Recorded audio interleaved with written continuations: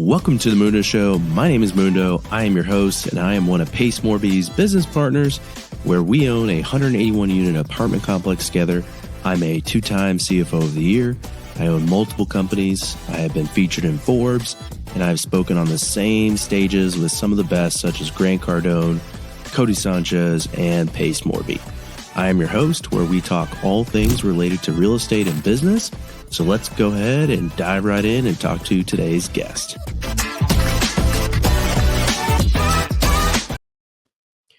Welcome back to another episode. My name is Mundo. I'm here with my good friend Rob, and today we are going to talk about eliminating taxes with real estate. So welcome again to the show, Rob. Appreciate you coming on board. Hey, thanks for having me, man. I didn't realize I was coming on this podcast with such an esteemed resume that you got going here, Mundo. This is good. You like the intro video? Yeah, let's go. Well, let's dive into talking about how you can save money on taxes. Everyone loves paying the tax man, right? So real estate is a phenomenal way to avoid paying taxes. Yeah. So I mean, let's just start it and go into it. What kind of questions do you have on that topic? So investing now for a couple of years, I started investing being like, oh man, this is going to be like a business that I'm going to start that's going to generate a ton of cash flow and like kind of generate some, I don't want to call it quick wealth, right? But like I had a little bit of that perception, and I feel like through listening to people like Cody Sanchez, and she's been doing a lot more with Pace even recently too. Yeah. I've kind of shifted to be like subscribe to what she says so often of like real estate's really about long-term wealth. And the cash flow, even Pace says this a lot, like the cash flow is actually more for like, sustaining like your day-to-day operations, and things like that. So anyways, I've heard you mention so many times too, is like being an accounting guy, like all the tax benefits, and you hear that all the time too. So that's another thing that I have personally, along with saying, okay, real estate is really about long-term wealth. It's almost like under a different bucket. It's like, man, it's about tax benefits. And I guess from your perspective, what's like the biggest, really, what does that mean in terms of like, what's the biggest incentive from that realm of investing in real estate? Like, how does it really help you so much if you don't have a ton of businesses, or even just on your personal, cut the taxes you owe? Yeah. So, I mean, there's really two ways that it can benefit you. One, and by and large, the biggest bang for your buck, where you can really reduce a lot of your tax liability, is by being a real estate professional. And that's, it's really a box that you check on your tax returns, certifying yourself that you're a real estate professional. Now, any like CPA or anyone preparing your return, they're obviously putting their name on the line. So they're going to want you to substantiate that, or at the very least, make sure you have the ability to substantiate that claim if you were to get audited by the IRS. Now, if you're someone who's concerned about getting audited by the IRS, once you make that designation, it does increase your audit risk. So it doesn't mean it's guaranteed you're going to get audited, but there is a higher chance that you're going to get audited when you make that election because of the tax benefits involved. And basically what that means is you're saying you're a real estate professional. So by association of that, all the income you generate is considered active income. So if you think about, if I try to highlight tax benefits, there's really two buckets of income. You have your active income, and then you have your passive income.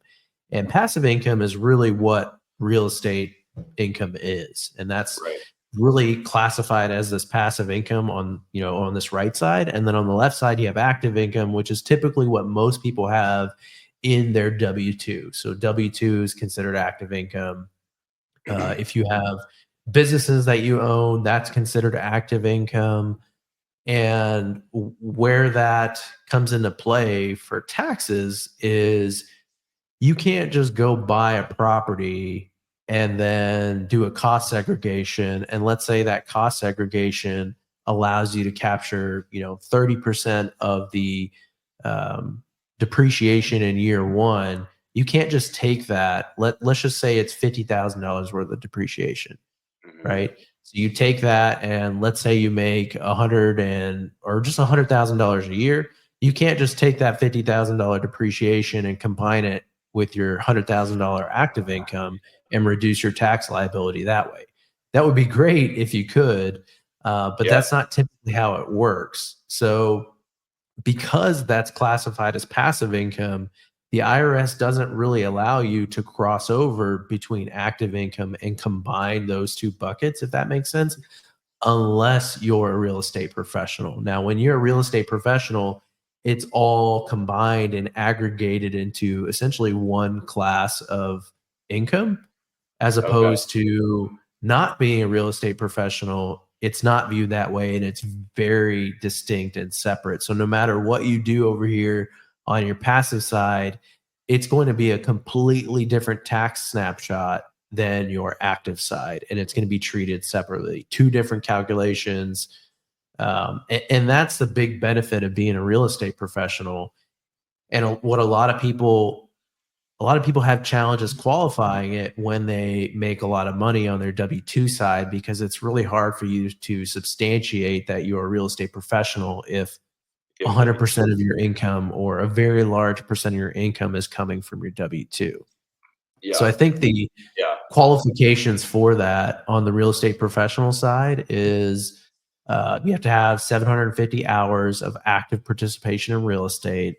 And Hmm. there's actually some things that are excluded from that 750-hour calculation. Like, for example, if you're going to acquire a property, you and I both know how long it takes to acquire a property and how many hours.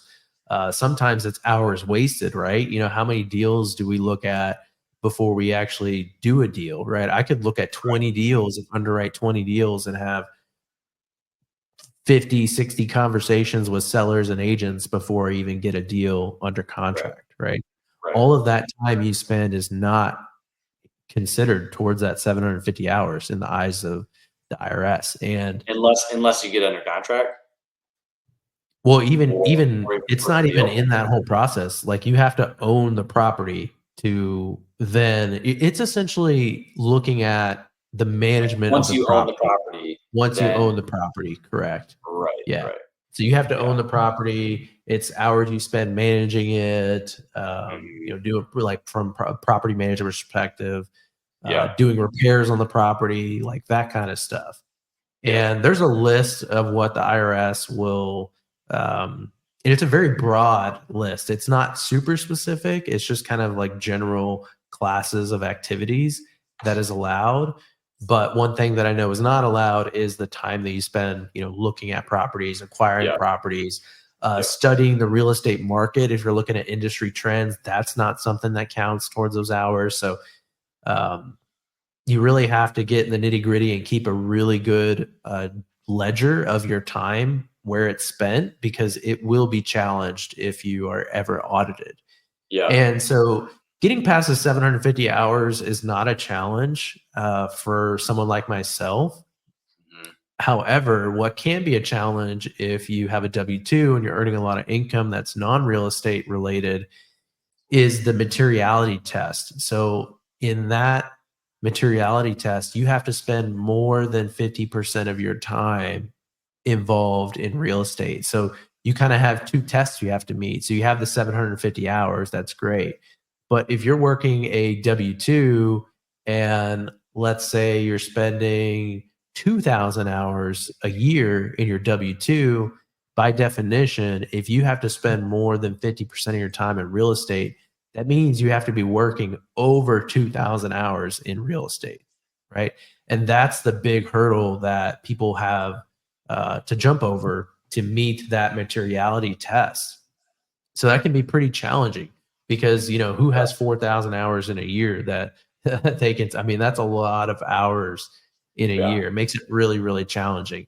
I think the sweet spot is you probably have to get it to where you're spending 30 hours a week on your active income, like whether that be W-2 or whatever you're doing, and then 35, 40 hours a week on real estate activity stuff. And, you know, if you're looking, that's 70, 75 hours a week. I mean, that's really getting after it, right? And that's where you can start pushing yourself into that materiality above that 50%. Now, if you're full-time real estate, like all you do is live, breathe, sleep, and eat real estate, you're a real estate professional.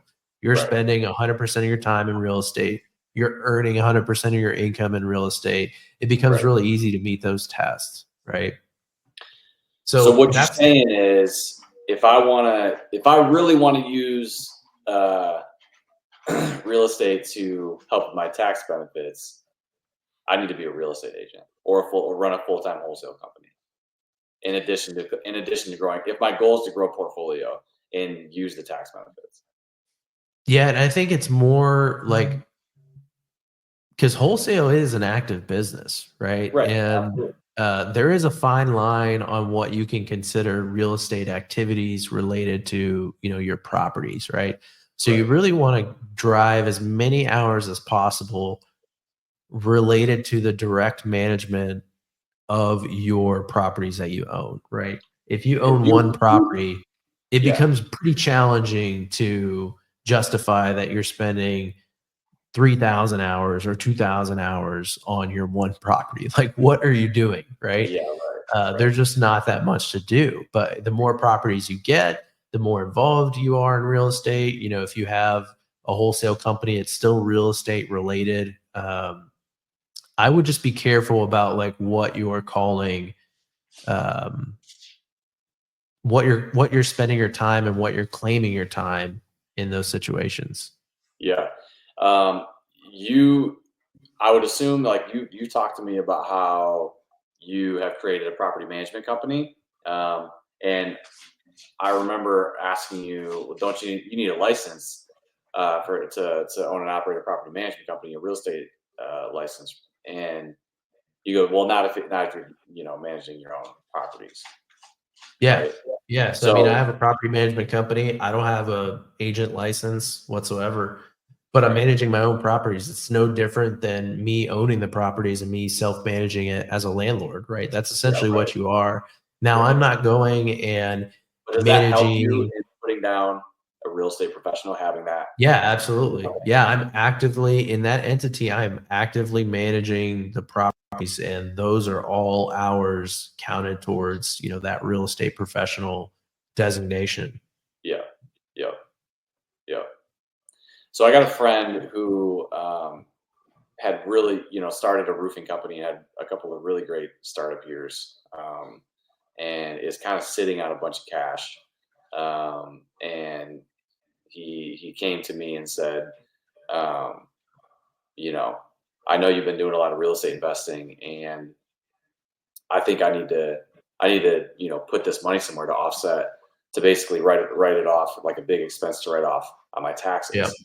Is it that simple to have that type of write off, right? Like, if you're someone who owns a business and your business is doing well, is that part of what you can do a little bit, where you go just put your money into, either you buy, you know, another single family home that's a vacation home that you rent out to other people, or maybe you buy a small multifamily, or maybe you buy a share of a large multifamily, right? Like, is that something that can be a part of the tax benefits of real estate? Yeah, absolutely. So kind of getting away from the real estate professional designation, because not a lot of people are going to be able to do that, right? Because you obviously, you know, for all the reasons we just discussed, you got to be in real estate pretty much full time, which doesn't represent the large body of people that are investing in real A lot of estate. people want to invest because that's less time. Yeah, exactly. Right. But there's still benefits that you can get out of that. So, for example, there is a special allowance that the IRS allows you to take in terms of deductions for active participation in real estate of passive activities. So, what that really means is, just because you are not a real estate professional, doesn't mean you can't get some large benefit, but there is a cap to that benefit. So, for example, if you have a modified adjusted gross income of below $150,000, you can actually get this benefit. So, in order to get this benefit, and I got this benefit on my tax return, and the way to do that is if you have a portfolio of properties, or even if it's just one property, but you actively manage that, and active management in the sense of this deduction isn't necessarily like having to control every single component of it and have to like be running the day-to-day operations. You just have to have management authority to hire tenant or put tenants in the property, hire contractors, like that kind of stuff. You just have to have authority, and you have to be involved from like a management perspective. You also have to own at least 10% of the property. So if you want to take advantage of this type of deduction, you have to have some equity in the deal. Mhm. And basically, what it does is it says, hey, we will allow you to take a portion of this, passive deduction that you have over here. Let's say you have all this depreciation from the cost segregation that you did. We'll allow you to take that as long as you report under 150K on your tax return. And that is a great benefit. So if you have, let's say, your friend is generating $200,000 a year in income, that doesn't necessarily mean that's what his modified adjusted gross income is, because he could report losses on his tax return, even though from like a financial perspective, his company made money, right? And that's Right. through various things like, depreciation, right? In his business, like if he bought equipment, he could drive that number down, right? Right. Right. And essentially, if he is wanting to actively participate in real estate and it owns at least 10%, that's an additional way for him to get some benefit. But if he makes over 150K, that kind of takes that away, right? And so really what that limits him to is two options. Option one is he invests in a short-term rental, right? And he has to actively manage that short-term rental. Like Probably not it has to realistic. be his. It can't be like somebody else's and he's just the money. He has to be active in it. He has to manage everything, day-to-day communication with all the Airbnb guests. He has to play an active role in repairs and doing all that kind of stuff. And that's probably not suitable for a lot of people because, again, going back to what you were talking about, people just want to be passive because that's what it's supposed to be, is passive real estate, right? Right now, So that may not be an option. right. I How- sorry. no, go One ahead. quick Yeah. clarification though about that. For someone that is watching and being like, yeah, this is. I mean, there's like no tax benefits then because I gotta do a bunch of work and I don't want to do whatever, right? Like being active in the properties that you own can simply mean, right, that you and clarify this for me. You can hire a property management company still, yes, and like you're still active as the. I mean, even if you hired like multiple people to do multiple things to help you operate this business, right? That's what it is. Short-term rental is its own business. You're still active, like you're just now the CFO. Yeah, I Or think does that get really cloudy when you report your tax it return? does get a little cloudy. I think it's very situational and depending on what you're talking about. So if you're looking at the short-term rental component of it, you do have to actively manage it yourself. You wouldn't be able to have a property management company. Like if you're going to claim that and try to take active depreciation on that property, because that's what you're trying to do. You're saying, I want to take depreciation on this property because it's an active business. And that's really the the only way to make that an active business is by you being involved in it actively, Mhm, right? mhm. And but when you go back to that special allowance for what we were talking about before, where you're taking like a portion of that passive deductions, like for all that depreciation, in that case, you can hire a property management company. You just have to have the ability to place tenants yourself. So I think that kind of goes back to the language in whatever that property management agreement is. It needs to be crafted in your favor. And you just need the ability to have control of the situation. And if you're releasing complete control to them and they're handling everything, then that probably is not going to qualify. But if you have control in that situation, it probably would qualify. So it all depends on kind of what you've agreed to. Okay. Interesting. If that makes sense. Yeah. So this is, I get putting it all together. If you make over 150,000, it gets a lot harder where you have to be very active. But if you make less than 150,000, there's a lot more options available to you. Well, what I would say is if you're making over 150K, you may be asking like, okay, well, I don't hear anything about eliminating my tax problems. Like you've said nothing so far, right? Right.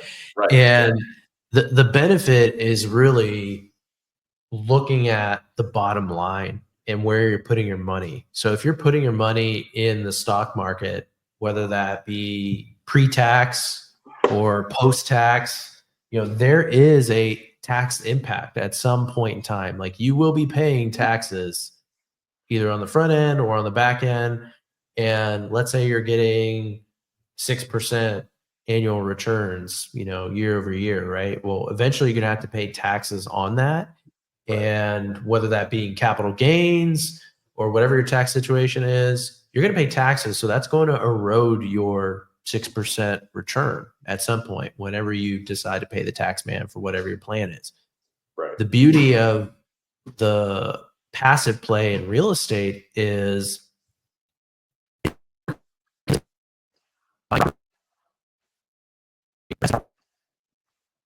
and for one, you're getting higher returns. You're getting, let's say, 10% or 12%. Really just depending on the deal. Yeah. You cut out right before you said get my cat out of here. You're good. So right blame after that you on said, my cat. Which part did I get cut out? When the camera's out, man. He's a camera guy. He definitely is. Yeah, he's like, listen, they need to see me. I'm a part of this. Yeah.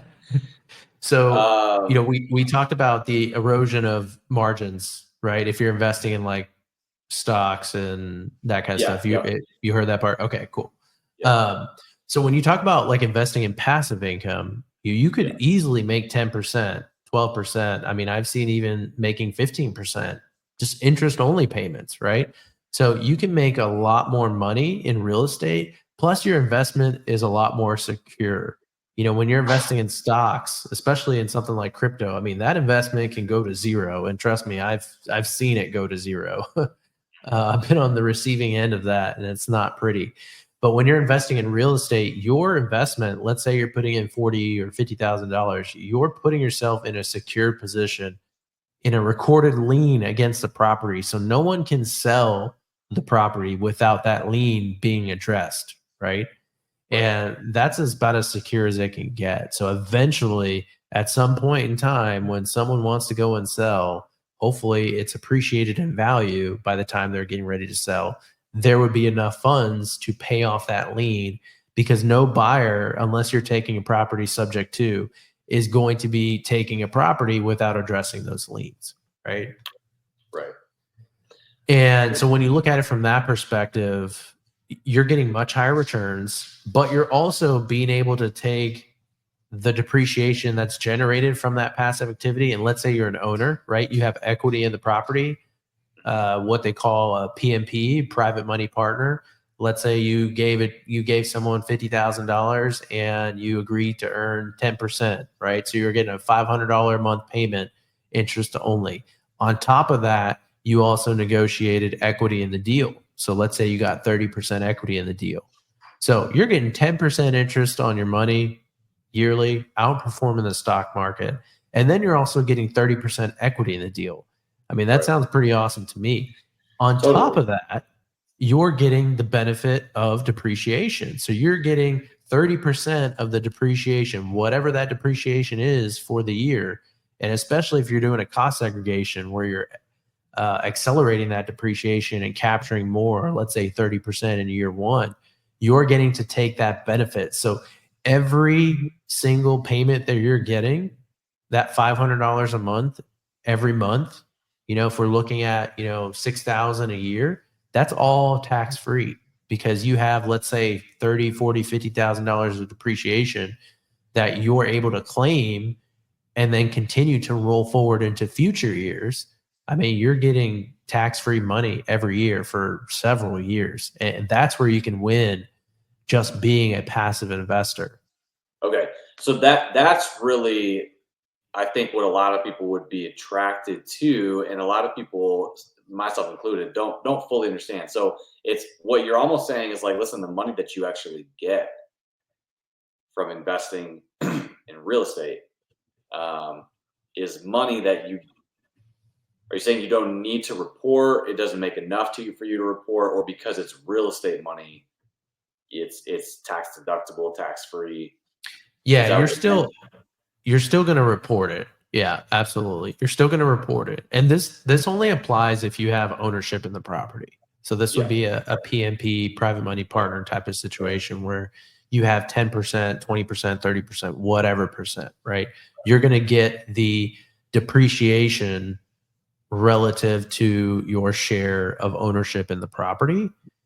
And that's where you get to claim that benefit. So let's say you show $6,000 of passive income because you got paid, throughout every month, your interest only payments. You can take, let's say you have 30,000 of depreciation. That's your portion.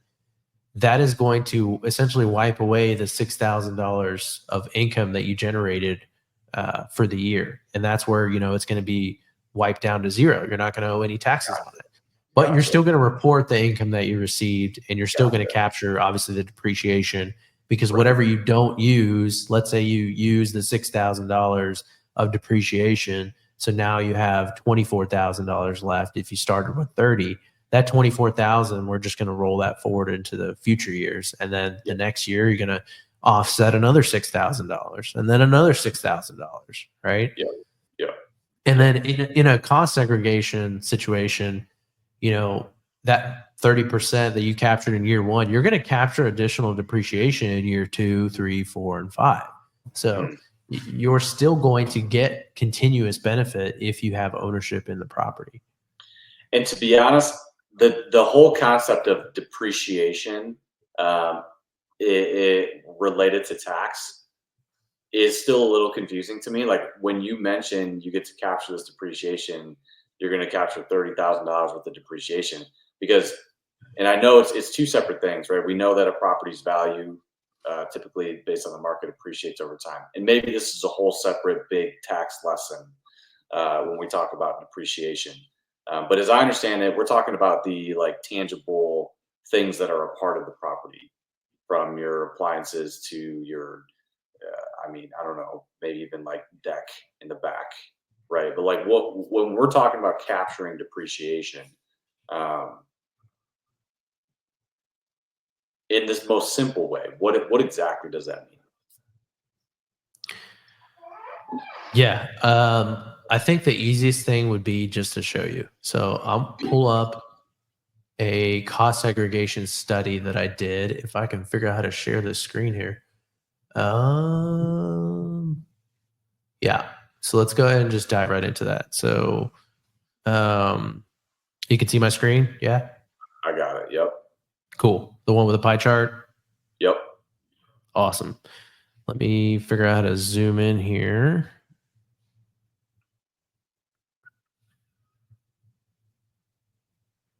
All right, cool. So this is a cost segregation that I did for a property that I own.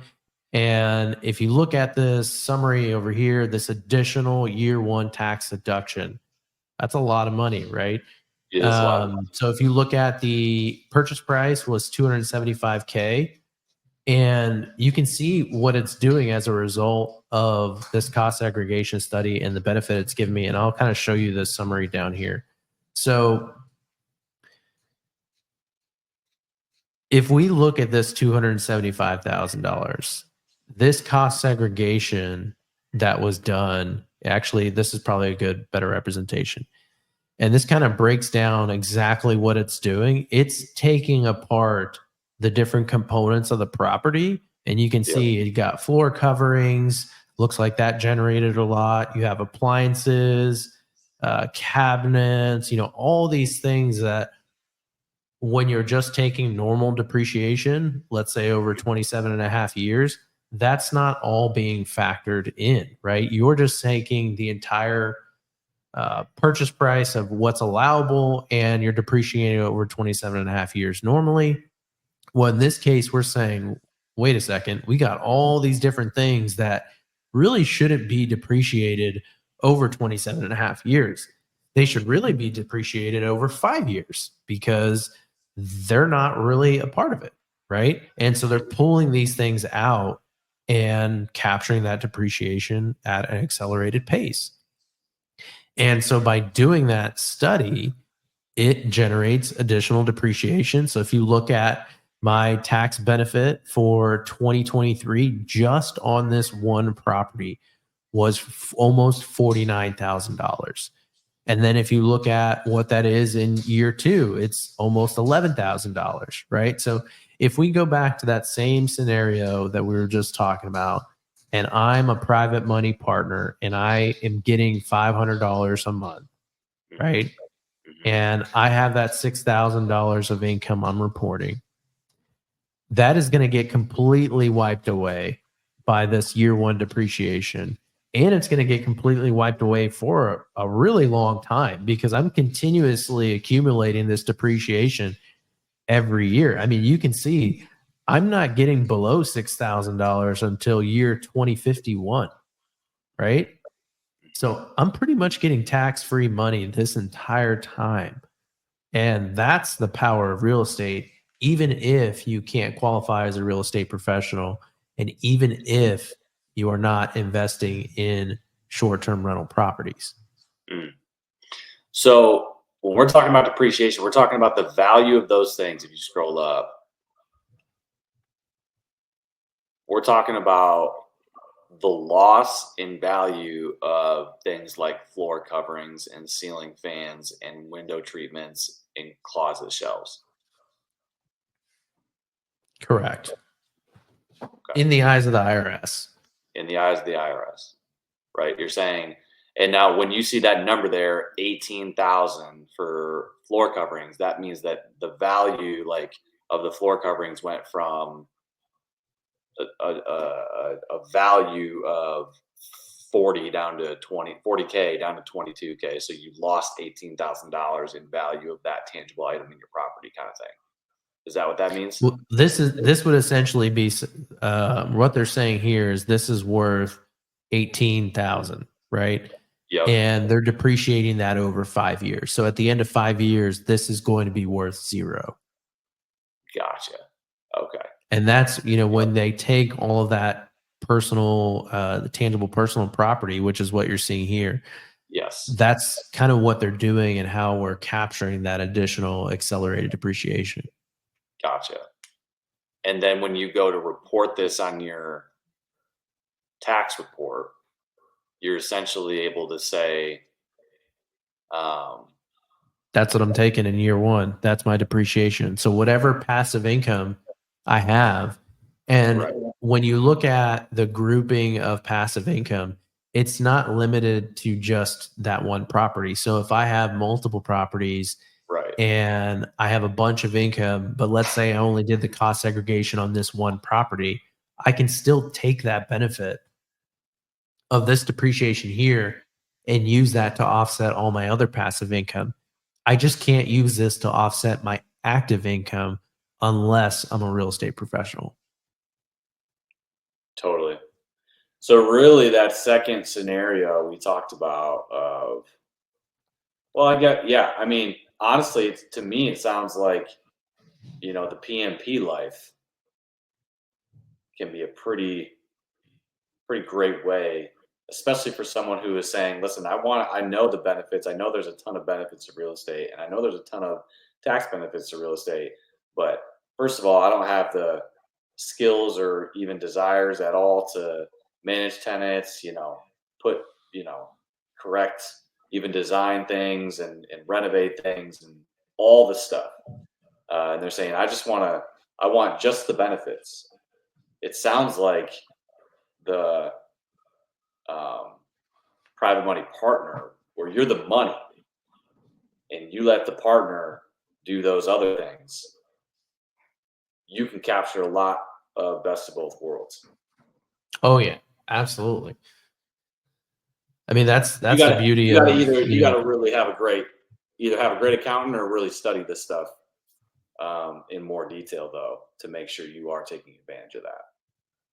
correct. And that's really, at least for me, I'm taking on that responsibility as the operator to make sure things like that are getting done. I'm the one getting the cost segregation study. I'm the one making sure the K1s are done correctly and all that information flows through to the PMP. And then obviously the PMPs, CPA or whoever's preparing their returns, they should be validating that, but I'm the one taking the responsibility in getting all that for them so they don't have to worry about figuring all that stuff out. Well, that's really what it comes down to, right? Is like, people, I feel like do some of these things, make some of these investments, get into real estate, and then they come time to report their taxes and they haven't really prepared all the things that they need for the accountant or just done the things over the course of the year that'll put them in the position to be able to capture all these tax benefits. Yeah, exactly. Yeah, I mean But that's the beauty of real estate. I mean, you don't have to know all this stuff to right, invest in real estate. right, So if someone just has capital and they just want to invest, I mean that's an easy way to get involved in real estate and still get all the benefits, and then let an operator like myself, figure out all that other stuff. totally, yeah. And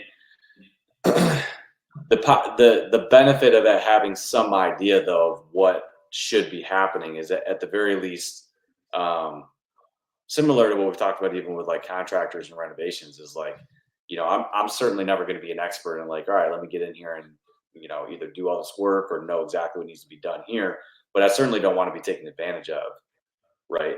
And I certainly don't want to miss out on from a tax perspective, like the benefits and even consulting someone and saying, okay, how should I start preparing? It's February and I just invested as a partner in this property, right?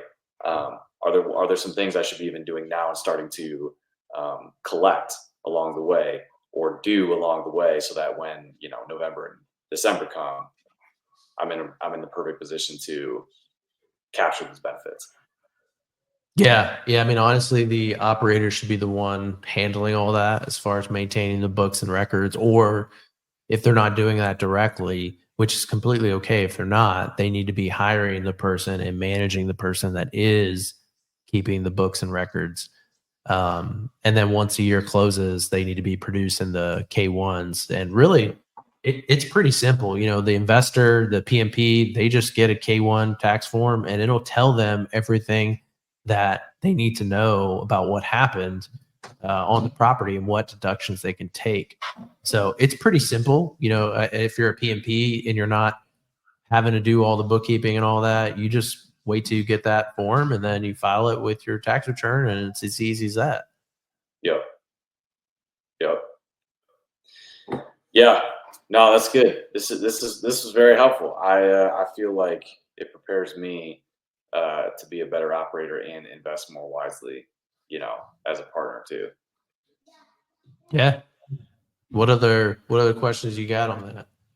Those are the big ones. I mean, even just understanding depreciation, I think that's kind of an over a continuous like even just doing it right, doing it more helps me understand. But I've heard a lot of these words and heard a lot of these phrases for a long time, but I've never really understood what they mean.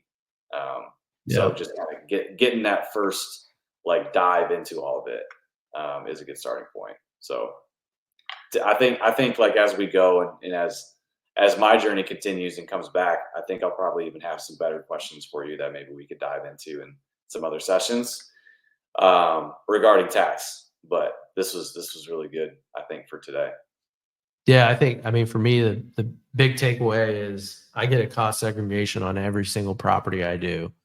I want to capture as much of that accelerated depreciation as I can because I Yep. know, for my growth plan, I'm going to continue buying real estate every single year.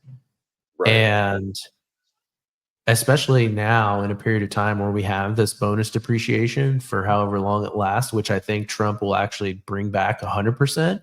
Mm, Um, it makes all the sense in the world for me to get a cost segregation study. I mean, I think I pay like $800 for the cost segregation study per property, but it's okay. well worth it. I mean, we're talking, just that one property, $48,000 of tax benefits in year Right. one. I mean, you can't really beat that. And whatever And I don't use in the current year, I just keep rolling it forward. yeah. Do you order that through an accounting firm or There's actually quite a few services that are able to provide this. The one I picked is pretty affordable, in my opinion. There's if you go through an accounting firm, they're probably going to charge you